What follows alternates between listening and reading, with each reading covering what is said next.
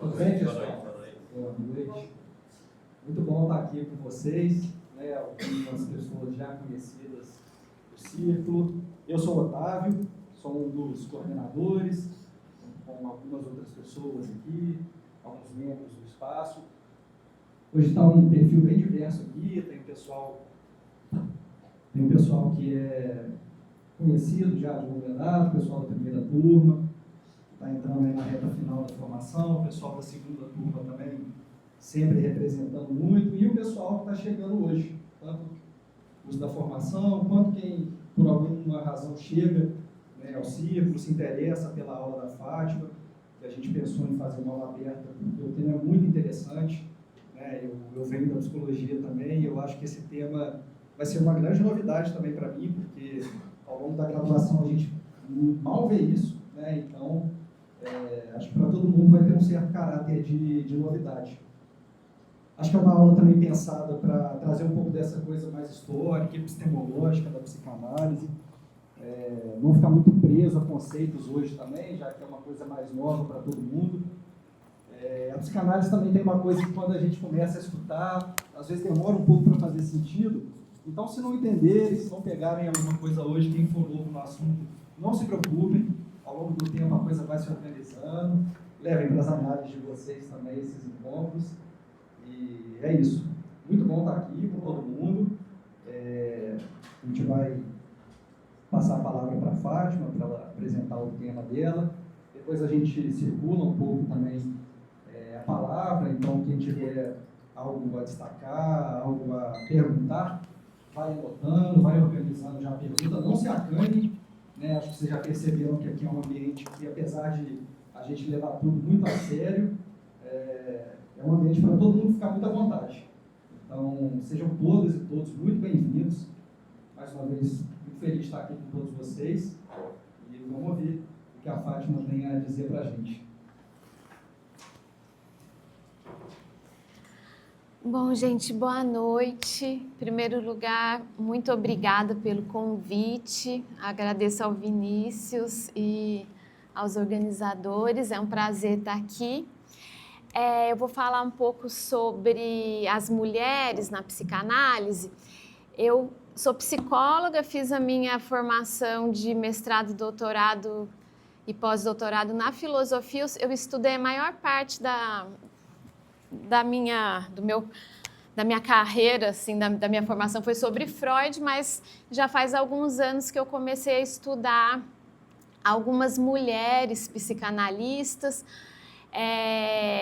E o ano passado eu organizei um livro com a Renata Kronberg, que é esse livro aqui, Mulheres Pioneiras da Psicanálise, que é um livro que contém traduções de alguns textos de algumas das primeiras psicanalistas, com uma contextualização também da vida e da obra delas.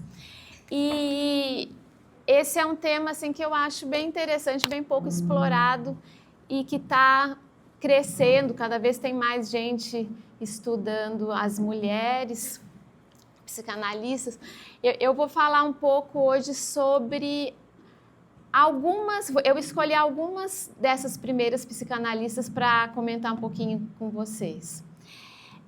A história da psicanálise, eu acho que assim, durante muito tempo, ela foi contada principalmente a partir do ponto de vista do Freud e das grandes figuras que compõem a psicanálise, né?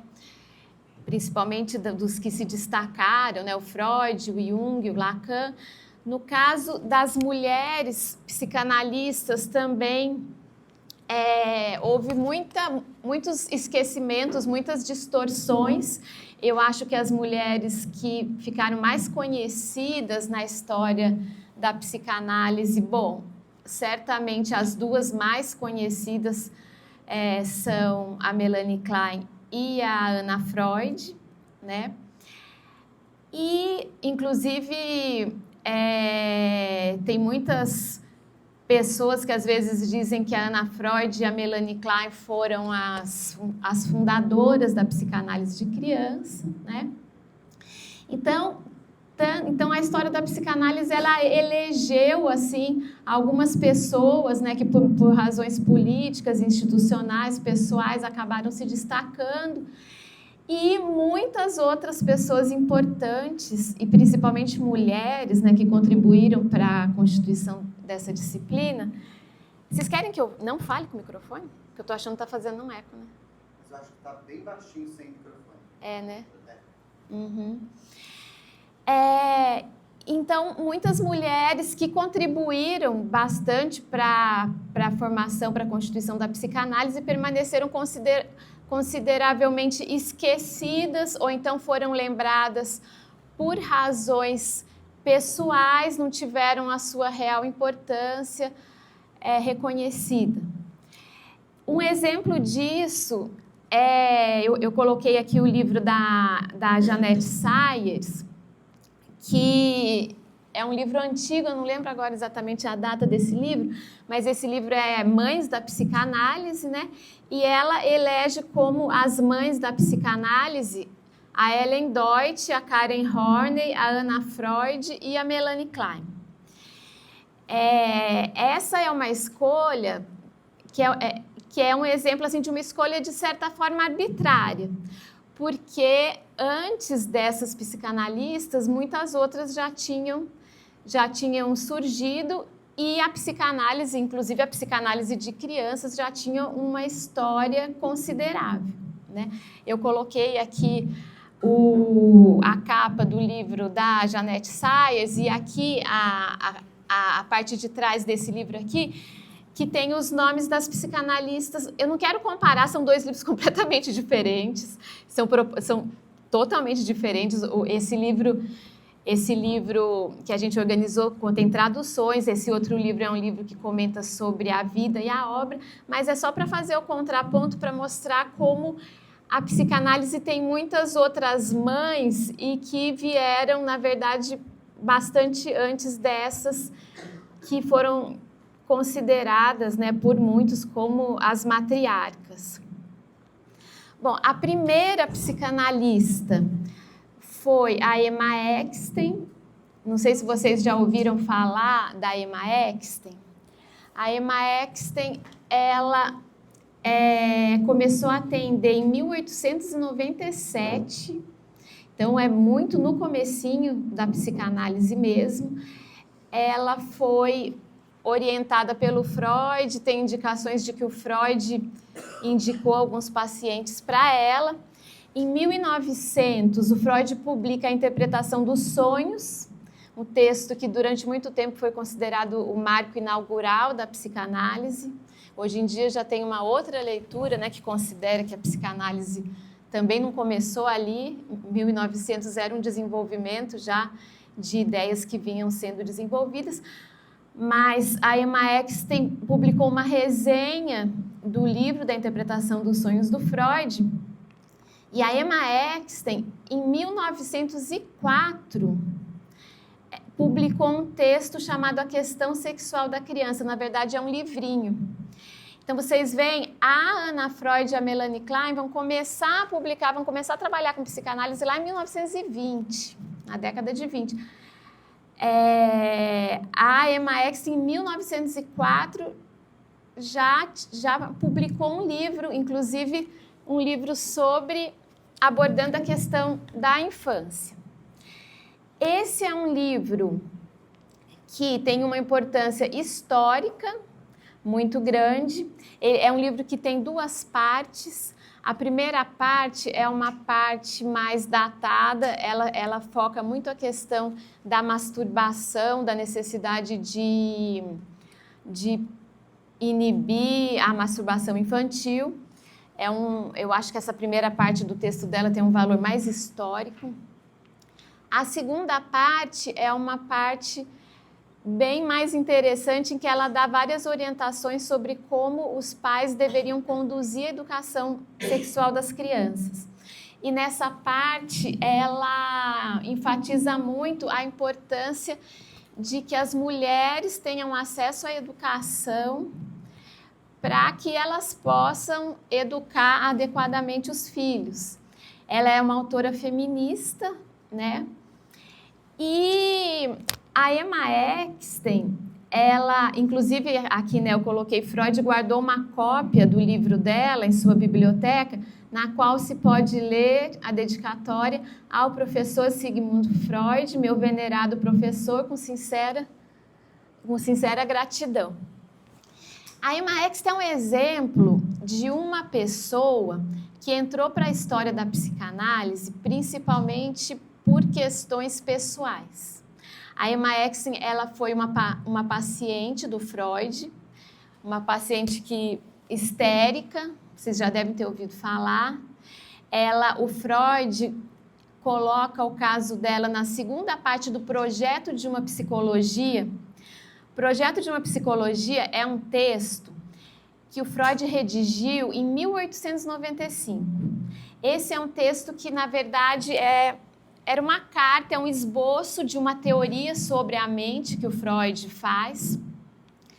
É um texto que, assim, é como se o Freud tivesse uma iluminação e ele pensou uma teoria muito ampla sobre o funcionamento mental e ele redigiu esse texto, que é uma carta que ele mandou para um amigo dele. Essa carta, isso não foi publicado e foi conhecido só depois e foi publicado em 1950, junto com a correspondência do Freud com o Fliess.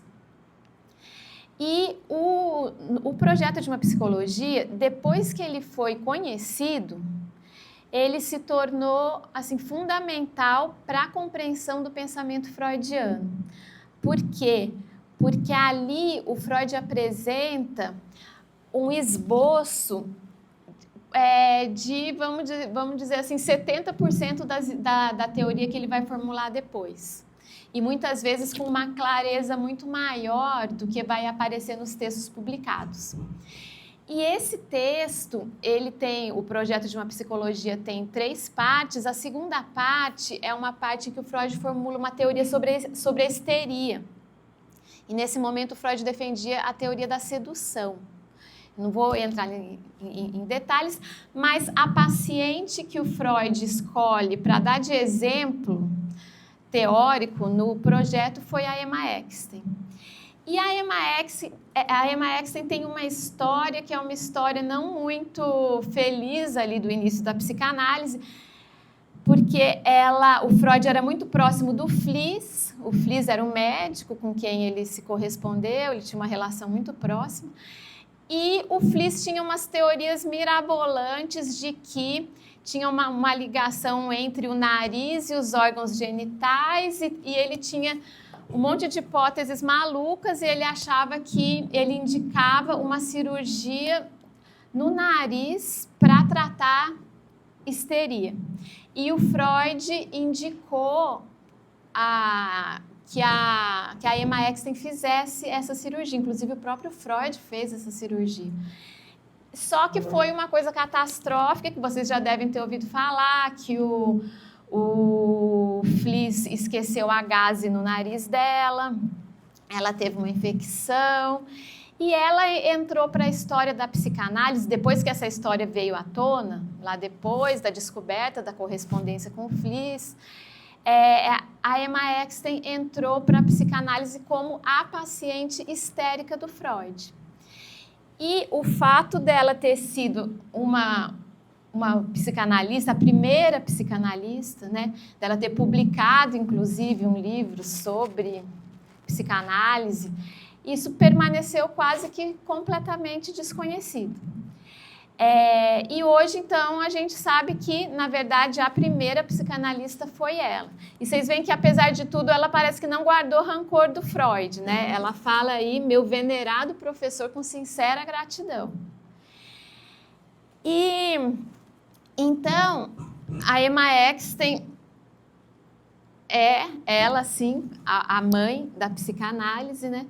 Uma outra psicanalista bem importante foi a Margaret Hilferding. A Margaret Hilferding, ela foi a primeira mulher a se tornar membro efetivo da Sociedade Psicanalítica de Viena. Ela se formou em 1903, ela se formou em medicina. Foi a 5ª mulher, né, a receber o título de doutora da instituição. E, como eu falei, ela foi a primeira mulher a se tornar membro da Sociedade Psicanalítica de Viena. É interessante, a gente pode acompanhar a história da Sociedade Psicanalítica de Viena a partir das atas das reuniões da sociedade. E ali nas atas fica bem claro como que houve uma resistência à entrada das mulheres na psicanálise. Muitos dos membros eram contrários à entrada das mulheres, né? Mas, enfim, a Margaret Hilferding foi aceita e isso abriu, né, espaço para que outras mulheres fossem aceitas. Em 1911, a Sabine Spielhain, a Tatiana Rosenthal, em 1912, a Salomé, em 1916, a Sokonica e várias outras. Em 1911, a Margaret Hilferding fez uma palestra para a Sociedade Psicanalítica de Viena, que é uma palestra... Quer que eu troque? Tá. Som.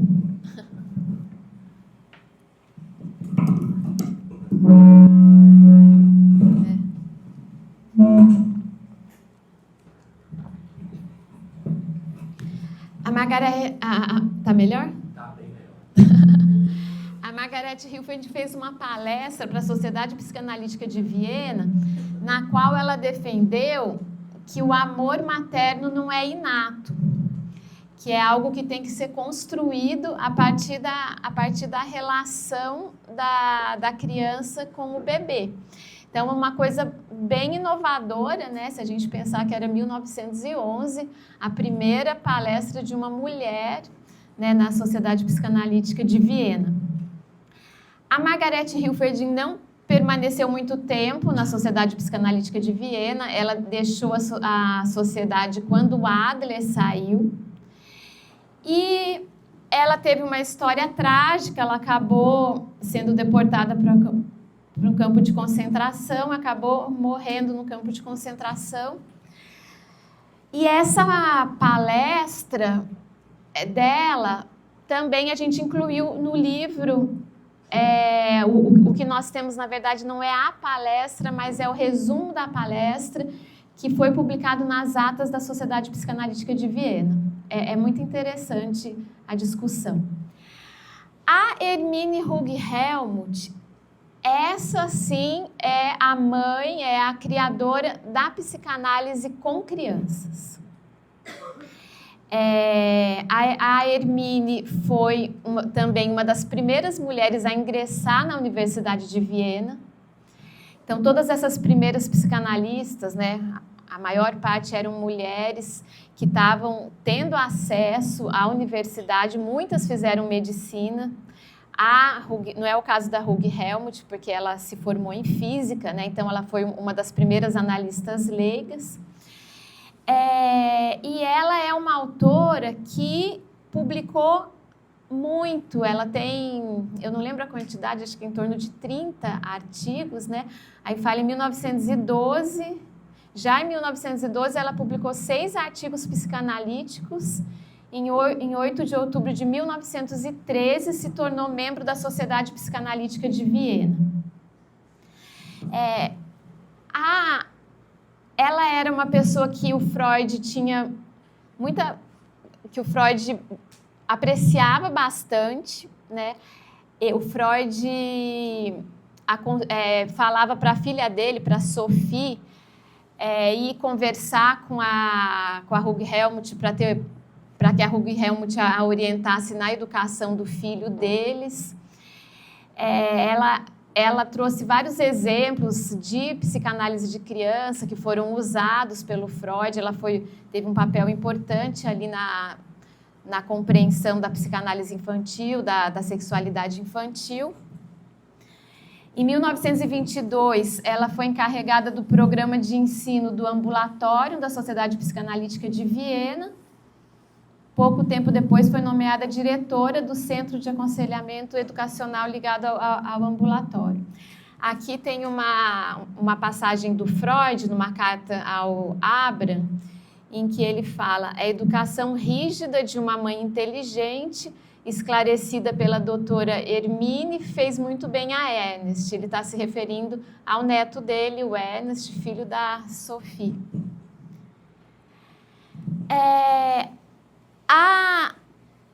A Hermine desenvolveu uma técnica, ela foi a primeira a usar brinquedos no tratamento psicanalítico. Ela combinava uma terapia lúdica, né, com uma vertente mais educativa. E ela publicou vários textos, inclusive com orientações técnicas sobre como a psicanálise de crianças deveria ser conduzida. Nesse livro, a gente colocou um texto dela, que é esse texto sobre a técnica da psicanálise infantil, de 1921. E esse é um texto assim que é interessante, que ela dá várias orientações e é interessante como ele é atual. E eu gosto da forma como ela termina esse texto, né? Que ela fala isso. O conhecimento obtido a partir das psicanálises infantis podem ser resumidos em poucas sentenças. Quase via de regra são as falhas na educação que, mediante uma predisposição grave, em vez de minorar o efeito devastador de uma experiência nociva, o fomentam artificialmente. O excessivo rigor aqui, o excesso de carinho lá e quase sempre o déficit de consequência na criação são os culpados pelo mal, sob o qual, de igual modo, tanto a criança quanto os pais sofrem. E daí ela termina falando: os pais deveriam ser submetidos a uma análise antes da criança. Talvez assim menos crianças necessitassem psicanálise. Eu gosto disso que ela fala no fim. Os pais deveriam ser submetidos a uma análise antes da criança. Eu acho assim que é muito atual, né? E tem um autor, o Michael Plasto, que ele publicou um texto sobre a Hermine Hug-Helmut, em que ele fala que ela foi precursora de duas correntes da psicanálise de crianças, uma vertente mais educativa, que foi importante, que influenciou o trabalho da Anna Freud, e uma vertente mais analítica, que influenciou o trabalho da Melanie Klein. Então, ele considera que, com a Hug-Helmut, está emergindo essas duas vertentes que vão estar presentes na psicanálise de criança, né? E que ambas, tanto aqui e ali é a Anna Freud, com essa boina, e aqui embaixo é a Melanie Klein, e a Hermine, é aquela ali da direita. Então, o Michael Plasto argumenta que ela teve um papel importante na formação das duas. E ele, né, considera que houve uma negação deliberada por parte dessas duas psicanalistas da importância e da influência de Hug-Helmut sobre elas. A Anna Freud e a Melanie Klein, né, como eu comentei, elas foram as duas que mais se destacaram. A Anna Freud, obviamente, por ser filha do Freud, né, isso já é um fator bem importante, né, que com certeza favoreceu. Mas eu também queria dizer que, embora a Anna Freud ela tenha ficado mais conhecida, ela também ficou conhecida, mas assim, mas ao mesmo tempo grandemente desconhecida, porque na verdade o que ficou mais conhecido da Anna Freud foi a teoria sobre os mecanismos de defesa, foi o próprio fato dela ser filha do Freud, as controvérsias que ela entre ela e a Melanie Klein. E a Anna Freud é uma autora que, na verdade, tem um trabalho enorme na área de psicologia social, do direito da criança, com crianças refugiadas de guerra. Na verdade, a maior parte do trabalho da Anna Freud é muito desconhecido, principalmente aqui no Brasil. Então, também não é justo a gente falar a Ana Freud e a Melanie Klein, elas foram as que ficaram conhecidas. Também em relação à Ana Freud, tem muita coisa a se conhecer. E tem a contribuição dela real, né, para a psicanálise, para a compreensão do psiquismo infantil também é muito pouco conhecida. Até no ano passado foi publicado em português um livro organizado pela Elizabeth Danto, que contém várias traduções de textos da Ana Freud com introduções da Elizabeth Danto, e é um material muito rico, muito interessante, que é uma autora também que tem muita coisa para a gente estudar. Mas, então, se a gente for pensar na história da psicanálise, a verdadeira criadora da psicanálise, a verdadeira criadora, a primeira a trabalhar mesmo com crianças foi a Hermine Hug-Helmut. E daí, uma outra personagem bem importante da história da psicanálise é a Sabine Spielrein. A Sabine Spielrein é um caso... deixa eu só, antes de entrar na Sabina, a Hermine, ela também acabou tendo uma história um pouco trágica, porque ela tinha um sobrinho que ela ajudou, ela foi próxima ali na criação do sobrinho, e esse sobrinho acabou matando ela quando virou adulto. Não sabia. Ai, levou um susto. Que isso?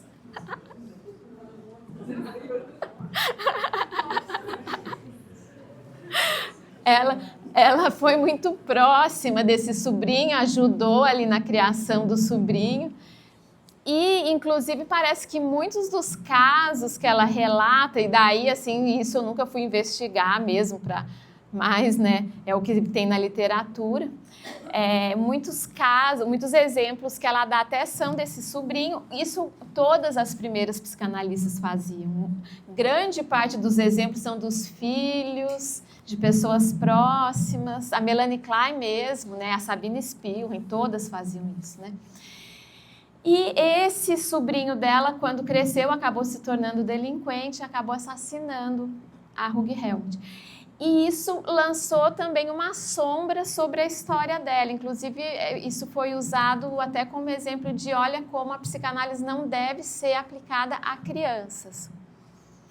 E, então, esse é um fator que a gente pode pensar que também contribuiu para que a importância dela na história da psicanálise, o papel que ela teve na história inicial da psicanálise permanecesse obscurecido, né? A Ana Freud, ela publicou um texto, que eu não lembro bem a data, mas ela tem um texto que chama, assim, sobre alguma coisa desse tipo, sobre a história da psicanálise de crianças. Ela faz um breve panorama da psicanálise de crianças. E ela menciona muito pouco a Hug-Helmut. E daí, assim, realmente, né, o Michael Plaston fala que foi uma coisa intencional, eu não sei o quanto que foi intencional, mas a Hermine realmente é uma pessoa que também acabou, por questões pessoais, entrando para a história da psicanálise de uma forma pouco, vamos dizer assim, justa, ou permaneceu consideravelmente esquecida, ou, enfim. Isso é muito presente na história dessas mulheres. Às vezes, alguma coisa relacionada à vida pessoal se destaca e as pessoas se lembram daquilo, enquanto que a produção teórica, a importância que elas tiveram na constituição da disciplina, permaneceu pouco conhecido ou desconhecido. O texto da Emma Eckstein, eu esqueci de falar isso, ele é um texto que eu acredito que essa tradução para o português é a primeira tradução que tem para outra língua. Ele é um texto muito, muito, muito desconhecido mesmo. A Hermine, também tem pouquíssimas traduções dos textos dela, mas não chega ao ponto da Emma Exten, que ficou numa obscuridade muito maior. A Sabine Spielrein é a autora, dessas autoras, é a que eu mais estudei.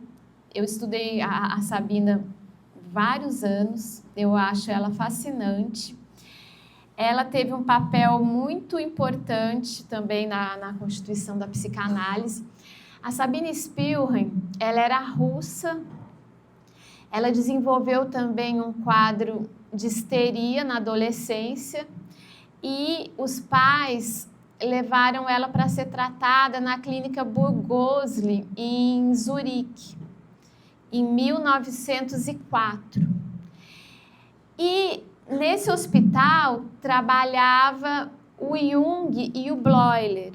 Não sei se vocês já ouviram falar no Bleuler. O Bleuler é um dos principais psiquiatras do início do século XX. E ele não se tornou um psicanalista, mas eles tinham muita abertura para a psicanálise e estavam muito interessados na psicanálise. E o Jung foi encarregado do tratamento da Sabina, e a Sabina foi a primeira paciente que o Jung tratou com um método psicanalítico. O Jung, como vocês devem saber, ele se aproximou da psicanálise durante um período, permaneceu... Freud, eu diria que ele nunca foi um freudiano, mas permaneceu ali próximo ao Freud, né, ligado ao movimento psicanalítico durante um período. A partir de certo momento, mas ele nunca concordou com 100% do que o Freud dizia. Desde o início ele foi muito, muito independente, né? E a partir de certo momento os dois vão romper. E a Sabine Spielrein, então, ela chega lá em Zurique no momento em que a psicanálise estava chegando ali, eles estavam começando a se interessar pela psicanálise, e ela foi a primeira paciente tratada com método psicanalítico. Foi um tratamento bem sucedido. Em 1905, ela ingressou no curso de medicina da Universidade de Zurique. E ela acabou tendo um caso com o Jung, que daí muita gente conhece ela por causa desse caso com o Jung que ela teve, que veio a ser descoberto também depois, né? Mas ela se formou em medicina, ela defendeu uma tese em 1911, o orientador formal era o Bleuler, mas parece que o Jung era quem realmente orientou, foi quem realmente orientou o trabalho. Esse trabalho foi publicado em 1911, intitulado Sobre o Conteúdo Psicológico de um Caso de Esquizofrenia. E ela foi, então, a primeira mulher a se formar como doutora em medicina abordando um tema psicanalítico. Esse é um trabalho muito interessante em que ela faz uma interpretação de uma paciente esquizofrênica e ela tenta interpretar, né, as fantasias da paciente, e ela mostra o conteúdo mítico presente nas falas, nos delírios da paciente. E esse é um momento em que o Jung, o Otto Gross e a Sabina, eles estavam percebendo esse conteúdo mítico relacionado ao inconsciente. Eles estão chegando no que depois, na teoria junguiana, vai se tornar a hipótese do inconsciente coletivo. Ela publica em 1911 esse texto, né? No mesmo volume que ela foi publicado, o Jung publica o texto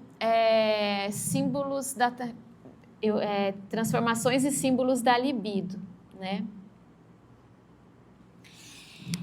E na primeira edição do Transformações e Símbolos da Libido, o Jung, ele reconhece explicitamente, ele cita a Sabina várias vezes, cita esse caso clínico que ela apresentou, e ele reconhece explicitamente que foi ela que, independentemente dele, percebeu a relação, o conteúdo mítico presente nos sintomas esquizofrênicos. Então, essa aí é uma passagem da primeira edição dos Símbolos e Transformações da Libido.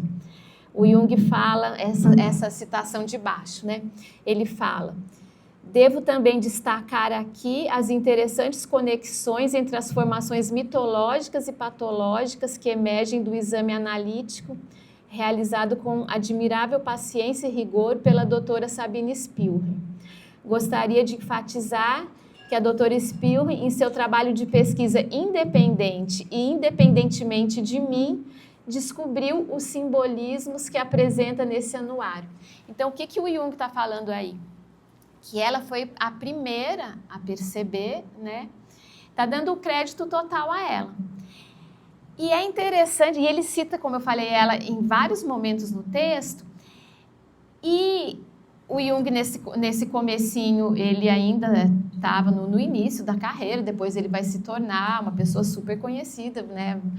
Vai propor toda a teoria dele, dos arquétipos, do inconsciente coletivo. E à medida que esse livro foi sendo reeditado, ele tirou, eu acho que até na segunda edição já não está, mas tem que confirmar isso, mas ele tirou justamente essa menção a Sabina, que é a menção em que ele dá o crédito a ela.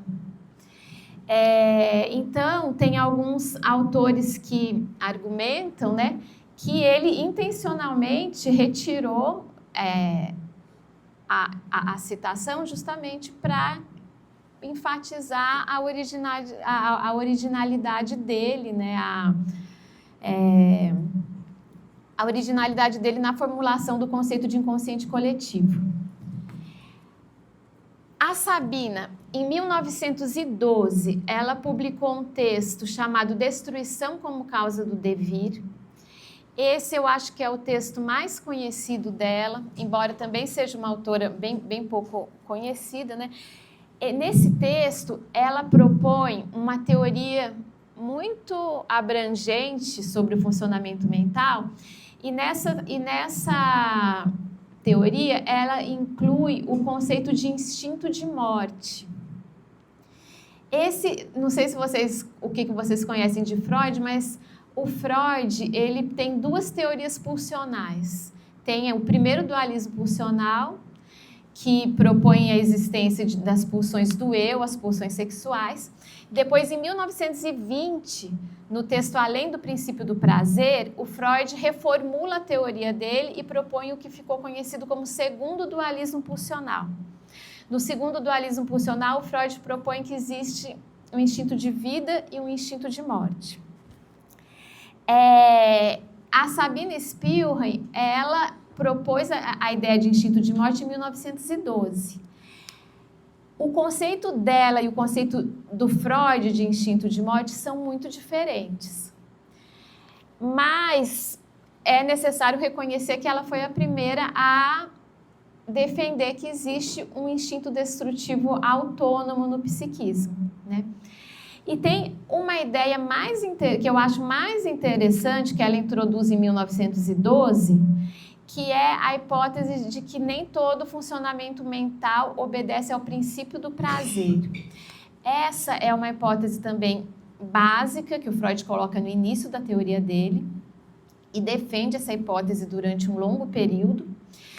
Quando chega em 1920, o Freud é um autor que foi reformulando o pensamento dele ao longo de toda a obra, né? O Freud, o tempo inteiro, ele foi repensando, ele percebia que alguma coisa que ele tinha defendido estava errado e reformulava. E uma das coisas que ele reformulou foi essa ideia de que todo funcionamento mental é regido pelo princípio do prazer. E ele faz isso em 1920, no texto Além do Princípio do Prazer. E nesse texto, voltando para a Sabina, em 1912, no texto Destruição como Causa do Devir, uma das coisas que ela faz é argumentar que existe um tipo de funcionamento mental mais primitivo que não obedece ao princípio do prazer. E o Freud e o Jung, a Sabina entrou para a Sociedade Psicanalítica de Viena em 1911, Peraí, gente, tá na Bárbara Luma esse aqui, já sabia.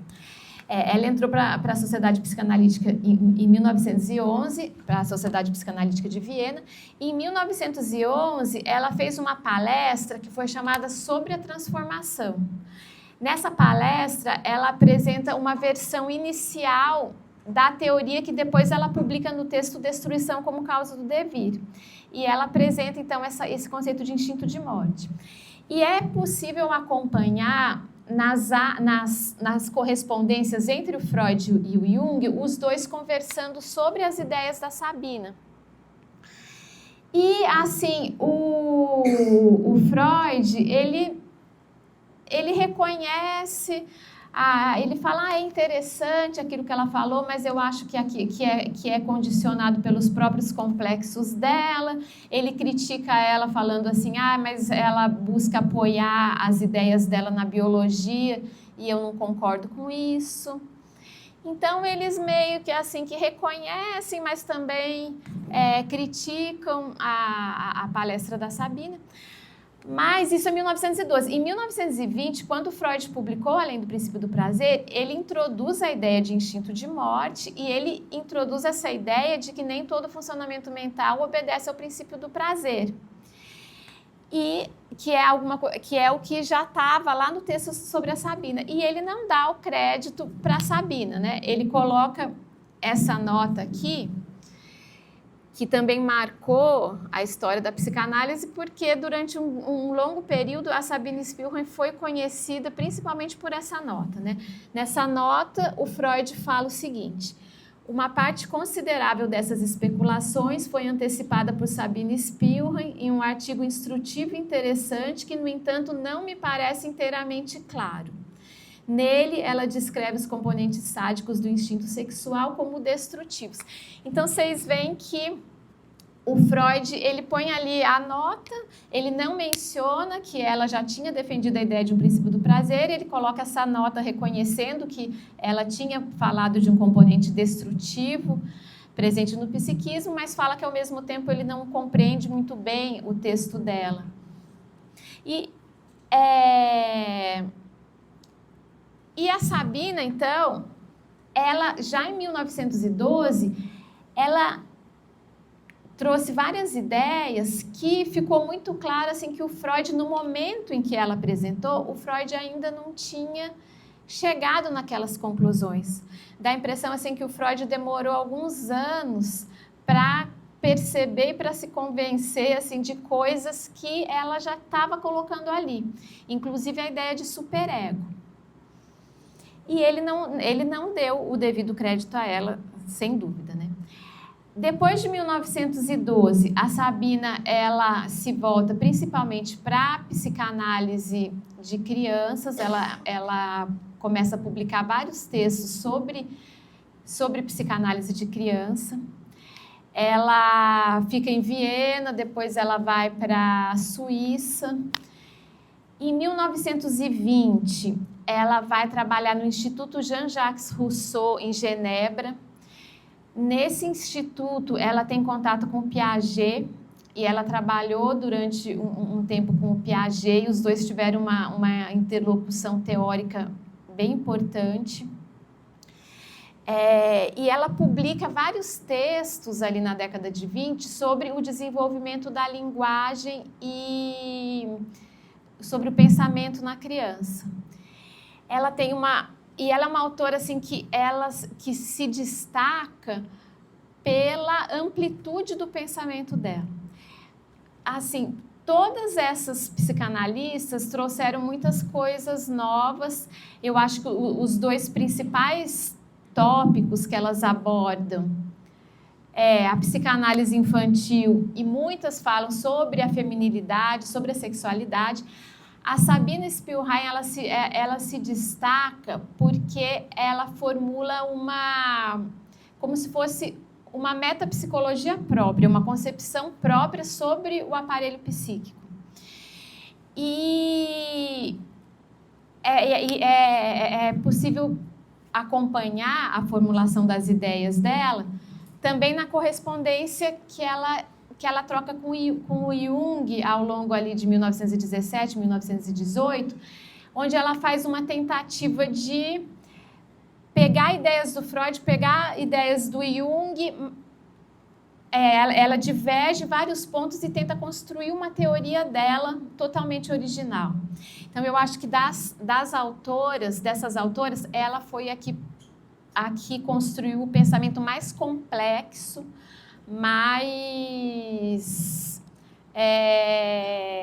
original, no sentido de que ela formula mesmo, ela tem uma teoria do aparelho psíquico própria, né? Enquanto que as outras vão propor ideias mais pontuais, assim, que são originais, mas que não têm a dimensão da teoria da Sabine Spielrein.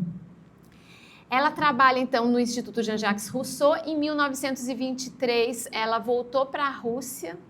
Ela era russa, né, como eu falei. Quando ela chega na Rússia, em 1923, a psicanálise está muito forte. Ela trabalhou com o Luria, com o Vygotsky, eles todos faziam parte da Sociedade Psicanalítica de Moscou. Depois, quando o Stalin chega ao poder, a psicanálise vai ser proibida na Rússia, né? Então a Sabine Spielrein acaba voltando para a cidade natal dela, Rostov, e ela acabou se afastando das instituições psicanalíticas. A psicanálise é totalmente proibida na Rússia. Tem indícios de que ela continuou trabalhando como psicanalista, mas ela acabou meio que desaparecendo, ela acabou ficando distante das instituições psicanalíticas, né? E acabou se tornando, caindo num quase que total esquecimento também. Quando, em 1942, ela foi assassinada pelos nazistas, parece que tiveram várias tentativas de tirar as filhas dela, ela se recusou a sair da Rússia, acabou ficando lá, e acabou, como a Margaret Hilferd, também sendo assassinada pelos nazistas. É interessante assim, que muitas dessas primeiras psicanalistas tiveram fins trágicos, né? E a Sabine Spielrein, ela permaneceu durante um longo tempo bastante esquecida. Ela foi lembrada principalmente por essa nota que eu mencionei, que o Freud coloca no Além do Princípio do Prazer. Quando as cartas entre o Freud e o Jung foram publicadas, ela começou a reaparecer na história da psicanálise. E daí o foco foi o relacionamento amoroso dela com o Jung. Inclusive, não sei se vocês já viram, mas fizeram vários filmes sobre a relação dela com o Jung, escreveram livros, então as pessoas ficaram interessadas na Sabina como a amante do Jung, né? E depois de um tempo, começou a ter um reconhecimento maior da teoria e da obra, da importância da produção teórica dela. E hoje ela já é uma autora bem mais conhecida, né? E então ela estava também já trabalhando com crianças, publicando sobre crianças em 1912. Então eu acho que depois da Hermine Hug-Helmuth, eu acho que ela é a segunda que ali na criação da psicanálise infantil. A última que eu vou comentar é a Barbara Lowe. A Barbara Lowe é uma psicanalista inglesa. Ela foi fundadora da Sociedade Britânica de Psicanálise. A Barbara Lowe, ela é um caso interessante também porque em 1920, um pouco antes do Freud publicar o Além do Princípio do Prazer, ela publicou um livro que é um livro em que ela faz uma apresentação das principais hipóteses da teoria freudiana, mas não é só não é só uma apresentação, ela coloca também ideias novas dela, né? E em um dos capítulos desse livro, ela argumenta o que a Sabine Spielrein já tinha argumentado em 1912, que não é possível defender que o princípio do prazer é o princípio primário no psiquismo. E ela fala que é necessário supor que existe um princípio que antecede o princípio do prazer, que ela vai chamar de princípio de nirvana. Isso é um pouco antes do Freud publicar o Além do Princípio do Prazer. Quando Freud publica o Além do Princípio do Prazer, como eu disse, ele vai introduzir essa ideia de que existe um funcionamento mental mais precoce, que não obedece ao princípio do prazer, e ele vai citar a Barbara Lowe. E vai colocar a Barbara Lowe, lá vai usar o termo princípio de nirvana, vai citar a publicação da Barbara Lowe. E é interessante assim que nem a Barbara Lowe, nem o Freud citaram a Sabina.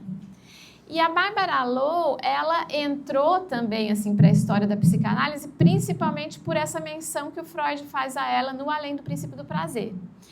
E como o Freud cita essa ideia de princípio de nirvana no princípio do prazer, no texto Além do Princípio do Prazer, que é o texto onde o Freud introduz a ideia de instinto de morte, a Barbara Lowe ficou muito associada também à ideia de instinto de morte. E, na verdade, o trabalho dela ia numa direção bem diferente. Ela nunca mais voltou a falar de princípio de nirvana. O trabalho dela era principalmente na área da educação, da aplicação social da psicanálise. Ela teve uma atuação muito importante na Sociedade Psicanalítica Britânica, nas controvérsias entre a Anna Freud e a Melanie Klein, ela sempre se posicionou ao lado da Anna Freud, justamente porque ela trabalhava, né, e considerava importante a aplicação da psicanálise à educação. Então, ela entrou para a história da psicanálise de uma forma distorcida, muitas vezes sendo associada até ao movimento kleiniano por causa da referência que o Freud fez a ela no Além do Princípio do Prazer, né? E é uma outra pessoa assim também que teve um papel muito importante. Ela publicou esse livro em 1920, mas ela tem várias outras publicações. E é um outro caso também de uma autora que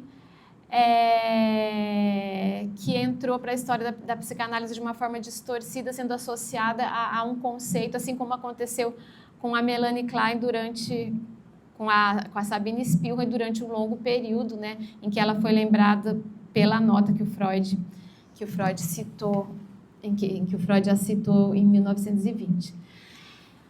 Bom, então, aqui eu trouxe alguns comentários aqui. As primeiras mulheres psicanalistas, acho que acabou isso aqui, eram modelos das New Women, mulheres universitárias. Acho que não funciona. Não, mas eu estou acabando. Ele está de onda. Tá, agora voltou. Quando a gente chega perto, ele... Mulheres universitárias do início do século XX que desafiavam as expectativas convencionais, buscando a autorrealização pessoal por meio do ensino superior e de carreiras em campos profissionais tradicionalmente masculinos, né? No início dos anos 1900, em comparação com outros campos científicos, a psicanálise era bastante receptiva às mulheres. Isso é uma coisa que eu comentei que teve muita resistência ali no início à entrada das mulheres na Sociedade Psicanalítica de Viena, mas logo em seguida, realmente a psicanálise se tornou um campo bem receptivo às mulheres, né? E a Clara Naskovska, até uma citação da introdução desse livro, ela fala: essa abertura para as mulheres coincidiu com a primeira onda do movimento feminino na Europa, o qual trouxe uma mudança nas expectativas sociais e nas representações culturais das mulheres, além de um debate sobre os papéis de gênero, casamento e maternidade. E assim, muitas dessas mulheres encontraram na psicanálise, né, um espaço para debater essas questões. Aqui eu trouxe aqui é uma foto, né, que mostra o congresso. Aqui é uma foto do congresso de 1910, é o segundo congresso psicanalítico internacional que aconteceu em Nuremberg. A gente vê que ali só tem homens, né? Depois, em 1920, o congresso na Holanda. Nesse congresso estava presente a Melanie Klein, a Anna Freud, mas estavam presentes também a Sabine Spielrein, a Eugênia Sokonica, uma outra psicanalista importante, a Hermine Hug-Helmuth e várias outras, né? Então, assim, pela quantidade de mulheres que estavam ali, a gente vê como que a psicanálise, ao longo dessa década, ela foi sendo, né, povoada pelas mulheres. E tem muitas outras que ainda permanecem, que estão sendo cada vez mais conhecidas, né? Eu acho que a importância de resgatar essas primeiras psicanalistas é não só pelo valor histórico, pela necessidade de construir uma história da psicanálise mais fidedigna, mas também pelo valor da contribuição que elas trouxeram, né? Em sua maior parte, o pensamento delas permanece muito atual, tem muita coisa para contribuir para a compreensão do psiquismo infantil em suas várias... Infantil e o psiquismo como um todo em suas várias dimensões, né? Então, eu acho que é isso, gente. Eu falei de algumas dessas primeiras psicanalistas, mas realmente tem muitas, né? Obrigada. Se vocês quiserem perguntar alguma coisa, fiquem à vontade.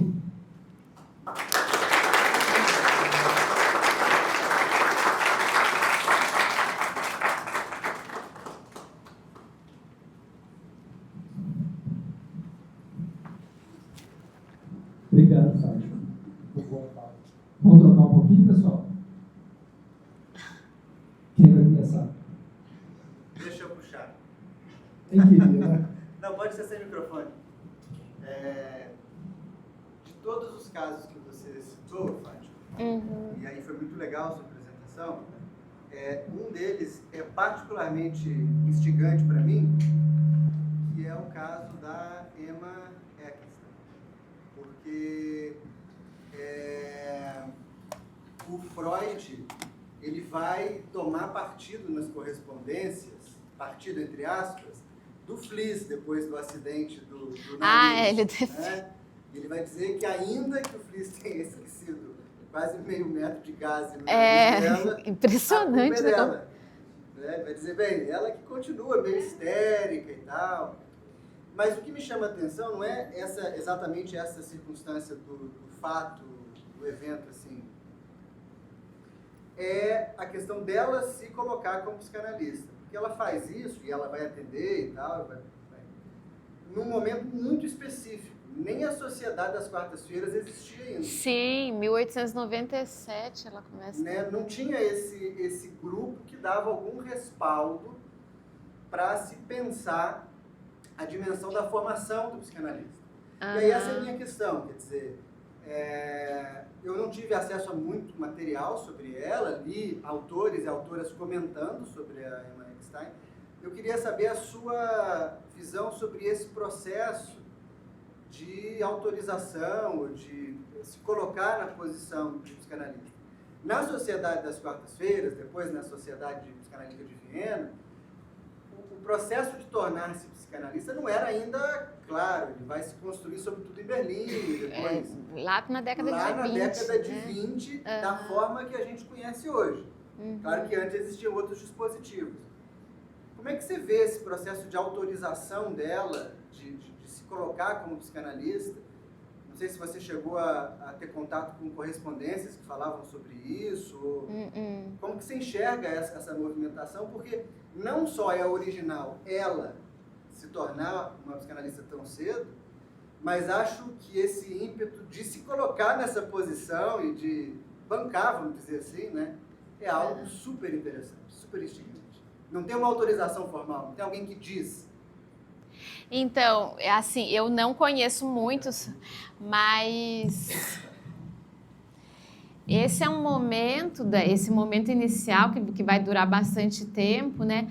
Não tinha ainda, não tinha ainda autorização, né? Na verdade, a psicanálise, pelo que eu consigo entender, assim, ela ainda não tinha nenhum tipo de regulamentação, não tinha nenhum tipo de controle, de normas a serem seguidas. Isso vai ser, eu acho que em torno de 1925 que eles vão começar a pensar os critérios para que alguém possa se tornar psicanalista, né?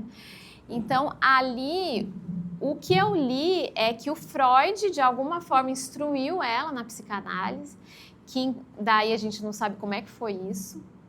Eu acho que o que se conhece é muito pouco sobre como é que foi, como foi, quantos pacientes, como isso se deu, né? Eu acho que era um momento em que não tinha...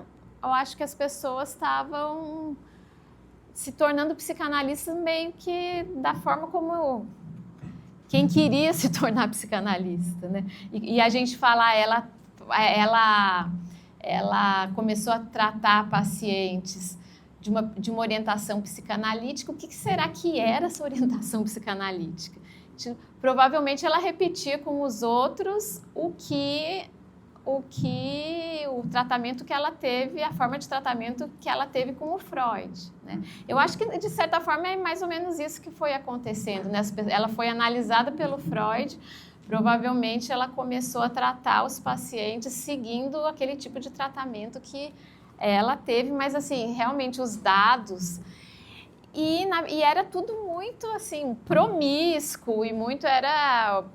pai analisando o filho, Freud analisando o filho de não sei, não tinha nenhuma regulamentação, né? Não adianta a gente, esse modelo que a gente tem de formação de psicanálise, não tinha nada parecido, né? As pessoas se autoanalisando, uns analisando os outros, era um momento em que estava tudo emergindo, né? Então, agora, eu acho muito interessante como que depois de toda a história... porque ela parece que ficou com uma deformação, foi uma situação gravíssima, ela ainda quis... A gente pode pensar que foi uma tentativa de inversão e de tornar o papel passivo ativo, né? Ela ainda quis ser psicanalista e ainda diz ao Freud que é grata a ele, né? Então, infelizmente é um episódio bem pouco compreendido e não acredito que tenha material disponível para a gente entender melhor como é que se deu isso, né? Mas... Porque ela não vai nem fazer parte da sociedade das quartas-feiras. Não. Ela não vai fazer parte desses debates iniciais. Não, e daí quando foi publicado, quando as correspondências foram... A correspondência Freud-Fliess foi publicada, eles tiraram as referências a ela, né? Eu acho que foi depois o Max Schur que achou a correspondência, teve acesso às correspondências completas, que conseguiu ter ideia do que tinha acontecido, né? E daí depois foi publicada a correspondência, acho que a do Masson, que tem a correspondência completa mesmo, mas... realmente, ela publica em 1904 esse texto, eu acho que ela publicou mais um texto uns anos depois, e eu acho que ela não demorou, eu não lembro agora muito, acho que ela não viveu tanto depois. Mas, assim, é uma personagem que ainda que tem que ser estudada, né? O Carlo Bonomi publicou um texto sobre ela, em que ele faz muitas especulações, assim, que realmente não dá para saber o que é embasado, mas, enfim.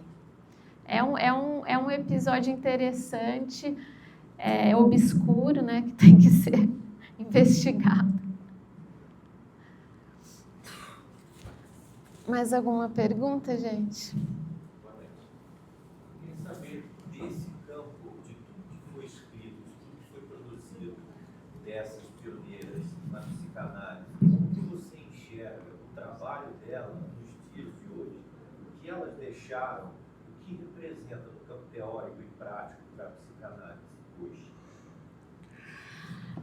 Bom, eu acho que elas criaram as bases para a psicanálise infantil, uma técnica, né, de tratamento de crianças que na sua base permanece essencialmente a mesma, no sentido de que elas criaram a técnica de tratamento de crianças com brinquedos, a análise da transferência, essa vertente educativa de diferentes, elas estabeleceram as bases do que ainda os pilares da teoria da psicanálise com crianças. Elas trouxeram um conhecimento sobre o funcionamento mental em vários aspectos. Por exemplo, a Sabina Spielrein tem uma teoria sobre o desenvolvimento da linguagem, que é uma teoria assim muito interessante, original e que é relevante ainda, né? Eu acho que quando a gente pensa assim, a gente ainda estuda o Freud, muito do que ele falou permanece atual. Elas da mesma forma, né? A descrição que a Sabina Spielrein faz do desenvolvimento da linguagem, do desenvolvimento do pensamento, a teoria que a Melanie Klein formulou sobre o desenvolvimento primitivo precoce, que ela mostra o funcionamento primitivo mais primordial que está na base das psicoses. A Lu Salomé esclareceu vários fenômenos, vários processos envolvidos na criação artística, no desenvolvimento sexual. Eu acho que todo esse conhecimento que elas construíram sobre o funcionamento mental continua, em grande parte, muito atual. E, é claro, algumas coisas são completamente datadas, como o texto da Emma Exen, aquela primeira parte que ela foca a questão da educação sexual. Aquilo é alguma coisa que realmente não tem como se considerar hoje, né? Mas, do ponto, assim, num panorama geral, pensando nas mulheres como um todo, eu acho que a principal contribuição foi no âmbito da compreensão do desenvolvimento infantil, tanto do desenvolvimento sexual como do desenvolvimento cognitivo, cada uma no seu âmbito, né? Sobre o desenvolvimento da sexualidade, em especial sobre a sexualidade feminina, que isso foi um ponto importante porque elas trouxeram uma outra visão sobre a sexualidade, porque o Freud formulou a teoria das fases sexuais, formulou a teoria do complexo de Édipo, pensou muito o desenvolvimento psicossexual do ponto de vista do menino, né? E as mulheres vieram com uma outra visão do ponto de vista da sexualidade feminina, que contribuiu muito para a compreensão do psiquismo infantil. Então, eu acho que elas contribuíram tanto do ponto de vista teórico, para a compreensão do funcionamento cognitivo e sexual, como do ponto de vista da criação das bases da técnica de tratamento, né, das crianças. Além de outras coisas, né, porque são muito... A Sabina Spielrein tem teorias sobre a arte, tem um pensamento muito complexo sobre a esquizofrenia. Também não permaneceu só no âmbito da psicanálise infantil, do desenvolvimento psicossexual. Então, eu acho que é muito grande a contribuição delas. E muitas vezes, assim, tem coisas mais interessantes do que os psicanalistas que a gente estuda mais, né? Freud, Lacan, que ainda é o foco maior da psicanálise no Brasil. Eu acho que, em grande parte, elas são bem atuais ainda.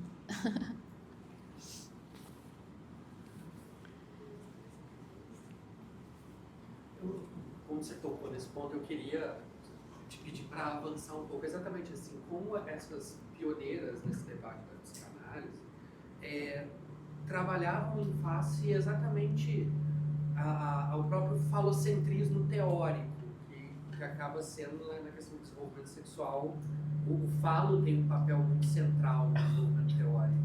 Como é que foram feitos os trabalhos delas nesse sentido de, seja para pensar em relação ao falo, seja para deslocar essa questão do falo? Grande parte da contribuição que elas trouxeram foi justamente de questionar essa visão que muitos vão falar que era uma visão falocêntrica que o Freud tinha da sexualidade, né? O Iago tá contribuindo bastante para isso, né, Iago? Ele vai defender o mestrado agora. Ele estudou a Karen Horney. A Karen Horney é uma autora que vai justamente questionar a ideia do Freud do complexo de castração e vai propor várias reformulações, né, para pensar, não que não existe um complexo de castração, mas ela vai pensar o complexo de castração de um outro ponto de vista e vai trazer justamente a questão da importância do que depois vão falar da inveja do útero, né, vai trazer e assim, elas justamente, muitas delas, algumas ficaram mais próximas da visão freudiana, como a Ellen Deutsch, mas em grande parte elas questionaram e trouxeram uma visão assim que mostrou que aquele modelo que o Freud tentou desenvolver de um desenvolvimento psicossexual, pensando o desenvolvimento da menina de uma forma simétrica, do menino não funcionava, né? E elas trouxeram justamente uma outra concepção sobre a sexualidade, cada uma do seu jeito, né? Mas essa foi uma das grandes contribuições, né? Tirar o foco dessa visão mais centrada, mais falocêntrica, né, como gostam de falar. Eu acho que essa é uma das principais contribuições delas. Porque justamente os primeiros psicanalistas, eles eram homens e eles pensavam a partir do ponto de vista masculino, né? E elas, tanto por serem mulheres, mas também por todo esse trabalho com as crianças, elas puderam expandir muito, né, nesse sentido. Então, essa foi uma das principais contribuições delas, né?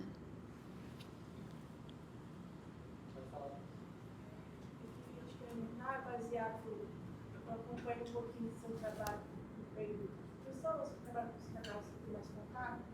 A senhora, em algum momento, conseguiu imaginar caminhos para poder superar esse apagamento das mulheres no âmbito da psicanálise? Conseguiu superar o quê? O apagamento das mulheres. Hoje em dia, como que a gente pode fazer para, no modelo talvez até institucional, poder olhar para essas mulheres, tipo a Ana Freud, não sei o que pensa no mecanismo de defesa, mas ela tem outros pontos que podem ser trabalhados. Durante esse percurso, a senhora conseguiu ver o modo de fazer isso? Eu acho que o modo de fazer isso é começar a estudar elas, né? É começar a ler os textos dessas autoras e tentar tirar o foco, principalmente do Freud, do Lacan, né? A Ana Freud, por exemplo, o trabalho que ela desenvolveu com as crianças de guerra e todo o trabalho dela no âmbito social é uma coisa assim impressionante. O que a gente tem que fazer é estudar, né? É ler esses textos e abrir um pouco o panorama, porque realmente tem uma tendência a sempre estudar as mesmas coisas, né? Eu acho que é lendo de uma forma sistematizada, e são muitas mulheres, né? A Ruth Mack Brunswick, por exemplo, que também está nesse livro, ela foi a primeira a falar de um estado pré-genital, só que o Freud fala em texto publicado depois dela. Então dá a impressão que isso aparece no Freud antes de aparecer, mas na verdade ela tinha feito uma comunicação em que ela tinha comentado sobre uma fase pré-genital, depois o Freud publica um texto e ela publica só depois. Então a gente tem, eu acho que aliar o estudo dos textos dessas pessoas também com o estudo histórico do contexto ali em que o pensamento estava sendo formado, porque daí a gente consegue compreender melhor, né? E eu acho que está tendo um movimento, está tendo cada vez mais gente estudando elas. Tem uma autora fascinante também que escreveu muito sobre o desenvolvimento da sexualidade feminina, que eu estudo, mas eu estudo mais outras coisas que ela estuda, e não tanto a concepção dela sobre a sexualidade, que é Judith Kestenberg, uma autora polonesa, um pouco posterior. Mas assim, o que se pode fazer é estudar tanto a teoria como a história, né, para contextualizar e entender como é que aquilo estava sendo gestado. Essa é pequena, você entendeu? Como que está o acesso aos textos dessas autoras aí, independente do português, inglês, enfim. Mas como que está o acesso a esses textos? Tá, assim, parece que é um apagamento geral, sabe? Assim, especialmente do acesso a esses textos mais antigos. Tem umas coisas... Então, o texto da Emma Exten, por exemplo, eu acredito que essa tradução que está nesse livro é a primeira para outra língua. Foi publicado em alemão, né?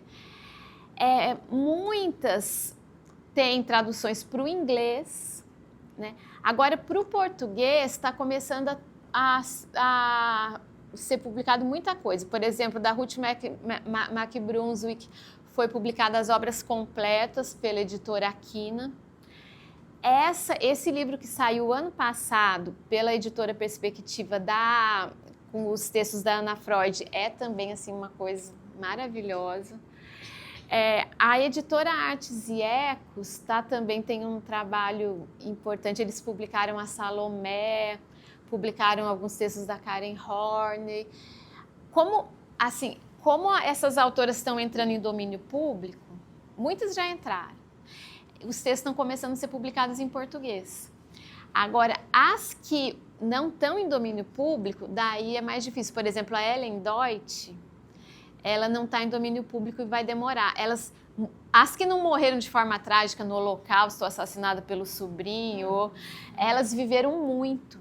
Quando eu estava organizando esse livro, a gente fez um projeto de livro que incluía, nesse tem 3, 6, 9. O projeto devia incluir umas 16. Daí a gente fez o projeto, daí depois de fazer o projeto, a gente foi pesquisar quem estava em domínio público.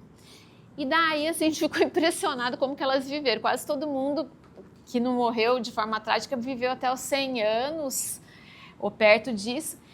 Então, essas que não estão em domínio público, como a Ellen Deutsch, daí realmente é mais no inglês. E tem umas coisas, tipo assim, inacreditáveis. Por exemplo, a Sabine Spielrein tem as obras completas dela para o alemão, tem italiano, e agora a gente tem as obras completas da Sabine Spielrein em português, organizado pela Renata Kronberg. Eu acho que são as 3 línguas, é maravilhoso. Só que, por outro lado, bom, assim, no Brasil realmente a gente tem, eu acho que é porque tem muito interesse em psicanálise, então tem bastante coisa. A biografia da Sabine Spielrein foi publicada no Brasil já faz vários anos, acho que em 2010, a biografia da Sabine Richebache. Não tem em inglês ainda, tem em várias línguas e tem em português. Então, está cada vez tendo mais publicação, mas essas que não estão em domínio público, realmente, daí, ou em inglês ou em alemão, mais tá aumentando muito. Eu acho porque tá aumentando o interesse também, né? E principalmente a editora Artes e Ecos está fazendo um trabalho importante de publicação de texto das mulheres psicanalistas.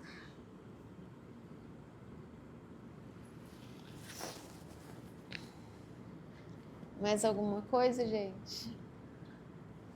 Falar um negócio, mas não é muito uma pergunta, é só para ajudar a responder como que isso passa para frente.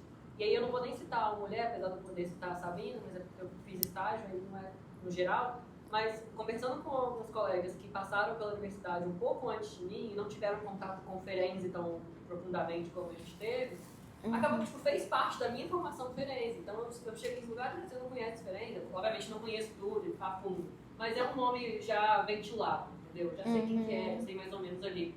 Então eu acho que meio que é isso mesmo, isso tem que ensinar com naturalidade às vezes, né? Obviamente falando a história, falando o que aconteceu e introduzindo isso na academia, em cursos aqui, nesses momentos a gente vai descobrindo quem que tem, né? E aí a gente vai os cursos de psicologia é interessante, porque como a psicologia é um oceano, né?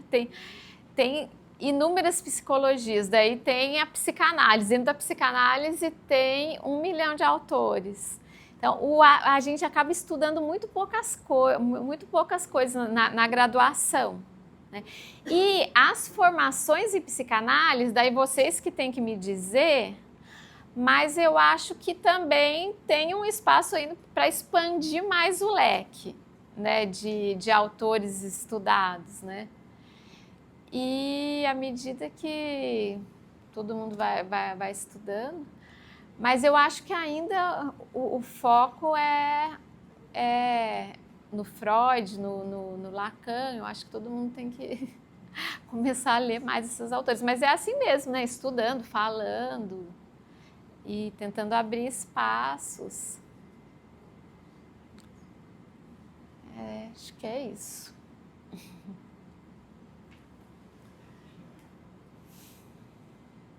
Mais alguma questão, gente?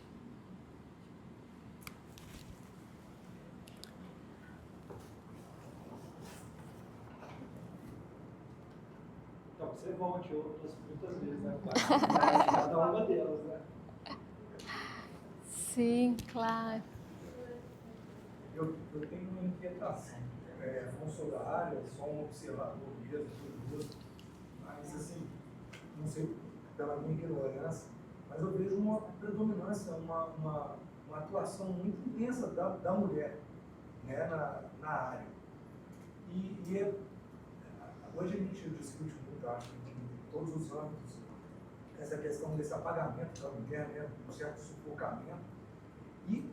Mas a sociedade, então, assim, a instituição no todo não discute tanto essa relevância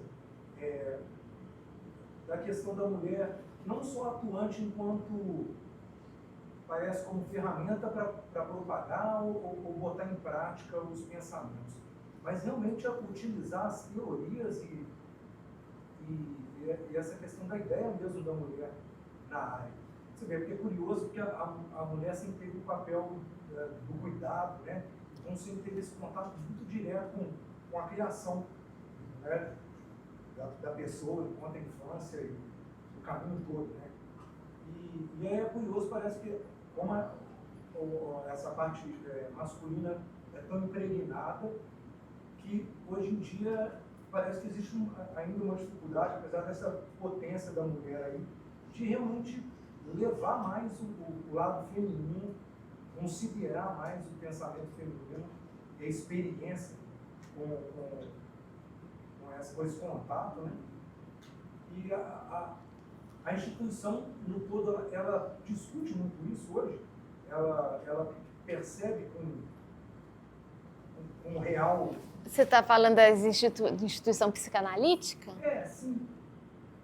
Eu digo se isso é só um pensamento que vem hoje de algumas mulheres assim, tentando furar essa bolha, sim. ou se o todo realmente hoje já se preocupa com força para que essa realidade mude, né? É interessante que a maior parte das pessoas que estão estudando as mulheres psicanalistas parece que são mulheres, né? Realmente, assim, tem homens, mas a maior parte, tanto nacionalmente como internacionalmente, quando os congressos sobre as mulheres psicanalistas, quase todo mundo é mulher. Agora, nas instituições, como eu não faço parte de instituição, o que eu sei, assim, a Melanie Klein sempre teve um papel muito forte na Sociedade Brasileira de Psicanálise. Eles sempre gostaram muito da Melanie Klein. Então, a Melanie Klein tem uma questão de época também. Por exemplo, quando o meu marido fez faculdade, ele estudou na Federal do Rio Grande do Sul, isso anos 80, eles estudavam, igual a gente estuda Piaget, a gente estuda não, né, gente? Quando eu fiz faculdade nos anos 2000, igual a gente estudava Piaget, assim, eles estudavam Margaret Mahler, por exemplo, que é uma psicanalista também muito interessante, que tem, assim, uma teoria sobre o desenvolvimento da criança muito interessante, e todo mundo estudava Margaret Mahler, e de repente isso desapareceu, né? Eu, na minha graduação, nunca ouvi falar da Margaret Mahler. Na minha graduação, eu tive um curso sobre a Melanie Klein, que era, né, até uma disciplina eletiva. Eu nunca ouvi falar de nenhuma outra mulher.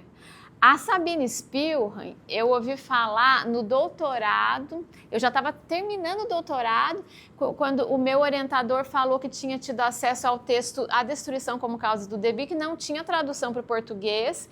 Ele tinha conseguido uma cópia do texto, imagina, não tinha praticamente internet. Então, era assim, alguém conseguiu o texto, não sei, então eu tentar fazer uma cópia. Hoje em dia a gente acha tudo, né? Mas, realmente, assim, eu não sei como é que está hoje nas instituições psicanalíticas, mas a minha impressão é que ainda tem que fazer um esforço para as mulheres começarem. E não são só mulheres, né, gente? Tem muitos homens psicanalistas muito interessantes que permaneceram esquecidos também, e que eu acho que o que a gente tem é que abrir o leque, assim, e procurar estudar outras coisas, né? Mas acho que tem vários fatores. Mas acho que está tendo esse movimento. Minha impressão, não sei. E você falando, né, o Fátima, eu fiquei pensando todas num lugar de cuidado mesmo, né? Você falou novamente da Margaret Mahler, o trabalho dela era nos orfanatos, né, lá da Inglaterra, assim, e muito um treinamento quase para as cuidadoras, né, para essas crianças que eram órfãs.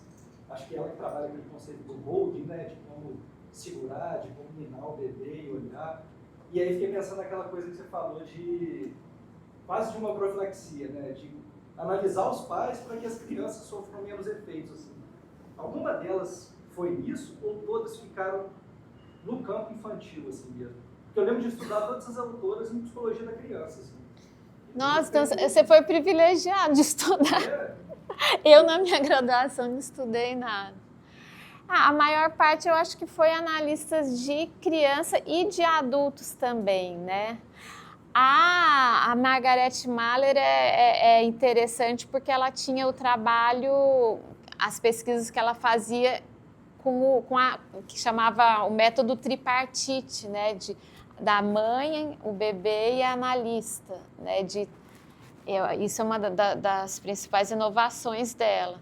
Eu acho que a Judith Kestenberg também foi um pouco nesse sentido de tentar atuar conjuntamente, mas a maior parte ficou focada na psicanálise tradicional de crianças, né? A Melanie Klein, por exemplo, a Ana Freud tem uma visão mais ampla, então ela pensava mais nessa questão de ter que atuar sobre o ambiente. A Melanie Klein focou muito a questão das fantasias e o intrapsíquico, então ficou... que assim, são muitas propostas muito diferentes, né? Mas a Margaret Mahler e a Judith Kestenberg, elas que expandiram mais nesse sentido. Mas aquela passagem da... Pode falar.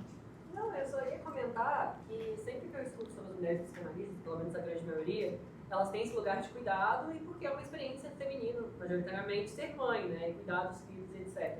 E aí, diferentemente da Clara Thompson, que não é de longe da primeira geração, deve estar a segunda, terceira, pra lá, ela não foi mãe. Então, assim, o texto que ela tem sobre a infância tem 2 páginas.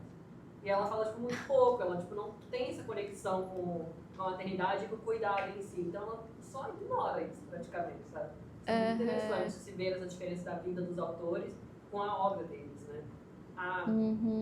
A Ana Freud não teve filhos, mas ela cuidou dos filhos da mulher, da amiga. A Ana Freud criou as creches lá para tratar as crianças que estavam separadas dos pais na Primeira Guerra, uma coisa, assim, um trabalho enorme lá.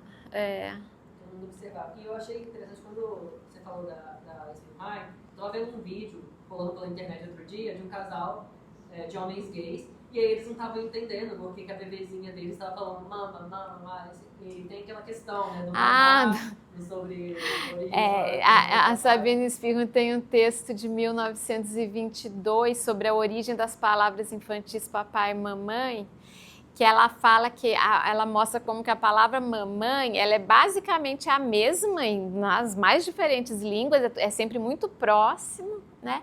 E que isso porque a palavra mamãe vem justamente do mamar, né? Do sugar, a partir daí que emerge a linguagem verbal, né? Eu achei muito interessante. Você estudou na graduação, né? Eu estava vendo esse vídeo esses dias, aí os pais estavam tipo, gente, mas da lógica que essa criança tirou essa palavra, os 2 papais. Mamãe. E aí a criança, mamãe, e, tipo, acho que foi a primeira ou a segunda palavra. Daí você lembrou da Sabine Spielmann. Daí você viu, a Sabine Spielmann tá certa.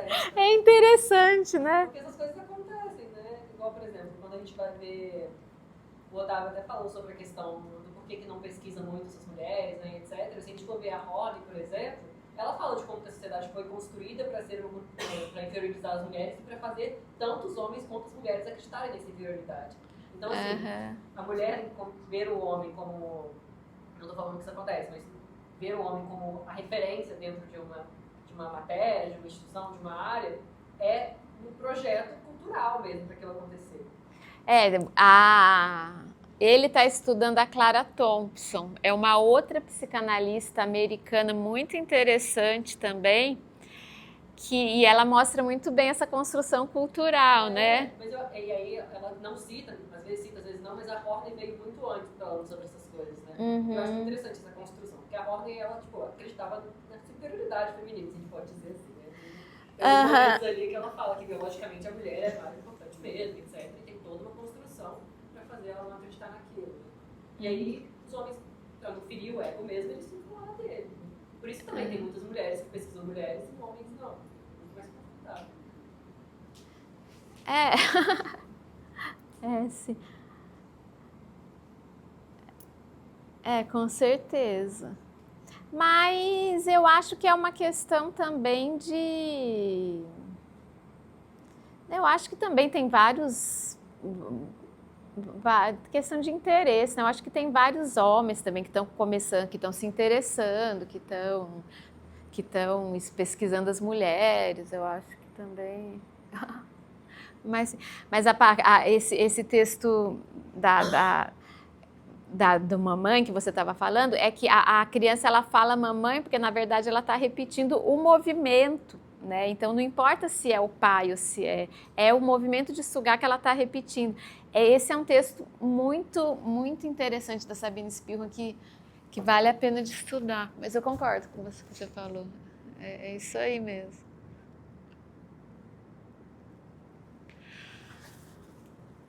Encerramos? Vocês que sabem. Gente, obrigado a todo mundo pela presença. Bom ver todo mundo de novo. Quem está sendo a primeira vez,